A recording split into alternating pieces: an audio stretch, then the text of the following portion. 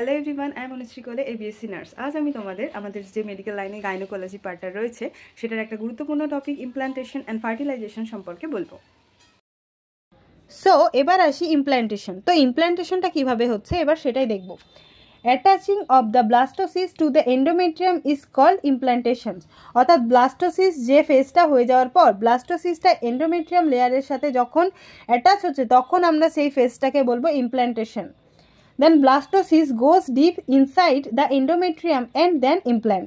ব্লাস্টোসিসটা আস্তে আস্তে ধীরে ধীরে এন্ডোমেট্রিয়াম লেয়ারের ডিপারে যাচ্ছে এবং ইমপ্ল্যান্টেশনটা হচ্ছে। ফার্স্টে আপার এন্ডোমেট্রিয়াম লেয়ারে ইমপ্ল্যান্টেশনটা হবে, দেন ধীরে ধীরে ডিপারে প্রবেশ করবে।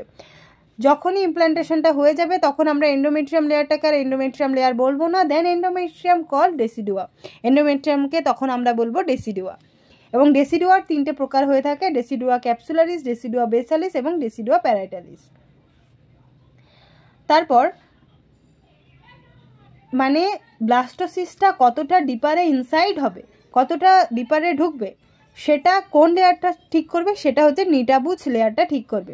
The limit of penetrations of blastocyst into the endometrium is decided by Nitabuch layer.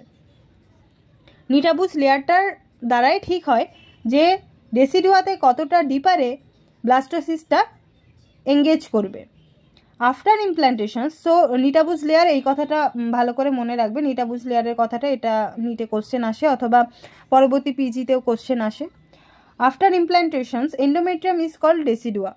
এবং ইমপ্ল্যান্টেশন হয়ে যাওয়ার পর আমরা এন্ডোমেট্রিয়াম লেয়ারটাকে ডেসিডুয়া বলবো, সেটা তো ফার্স্টেই বললাম। And decidua as is it shed after delivery, এবং ডেসিডুয়া লেয়ারটা শেড ডাউন হয়ে যায় ডেলিভারি হয়ে যাওয়ার পর।